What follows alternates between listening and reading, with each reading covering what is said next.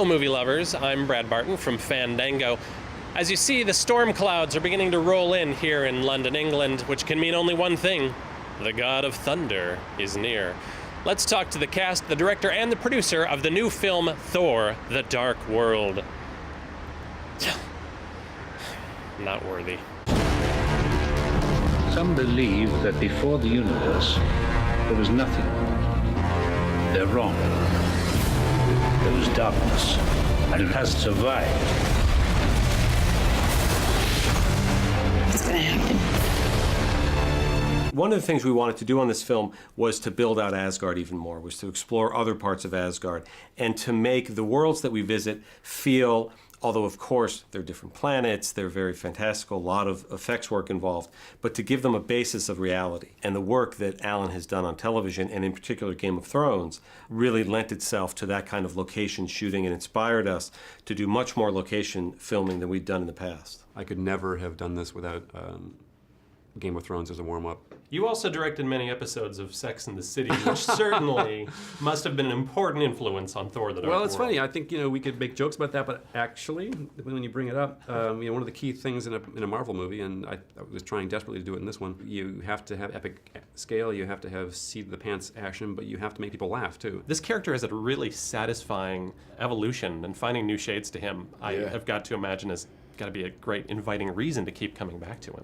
Not to repeat what we'd already done, was the goal, and have a more mature guy, because that was the transition of sort of where he's headed, but also keep some of that temperament in there and make sure the naivety of the character and that played into some great humor was still available to us. You play, of course, Malekith. He's a dark elf who has a score to settle with Asgard. The character was introduced in the comics in the 80s, of course.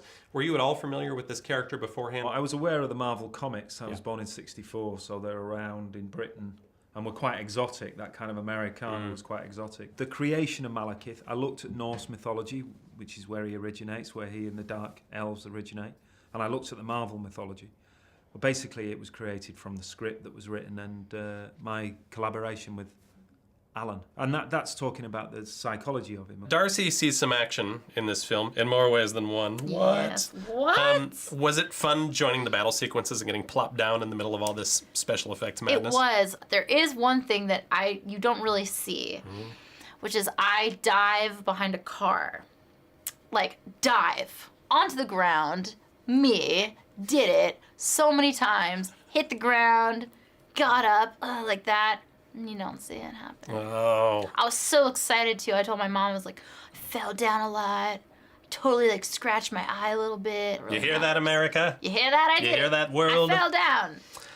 She fell down and maybe scratched her eye. Since you get to go to Asgard in this film, that means that you also get some pretty sweet Asgardian costumes as well. Did you have any favorites that they created for you? They were all so beautiful. That's so incredible to see. Even the fabrics are printed specifically for the film. I loved also they had an armor making shop in the actual costume department, and the artisans actually making the jewelry and everything by hand. So it was so amazing to get to watch because everything's actually made for the film instead of just buying a couple t-shirts or something. With 3 major appearances under his cinematic belt, Loki is easily one of the most popular characters in the Marvel Cinematic Universe at this point, which begs the question, when is he getting his own movie? It's up to Kevin Feige, who runs Marvel Studios. Of course, there are many iterations of the character, many situations I'd love to see him in. I'd love to see him somewhere on his own, on Earth, in the 70s, running a nightclub, playing guitar with Jimi Hendrix or something, There is a sort of rock star element to him, but I must also say, he's defined in opposition to Thor, so I don't quite know how it would be to be Loki in a film without Chris Hemsworth. As long as he's wearing some green velvet suit in the 70s, I'm All yours.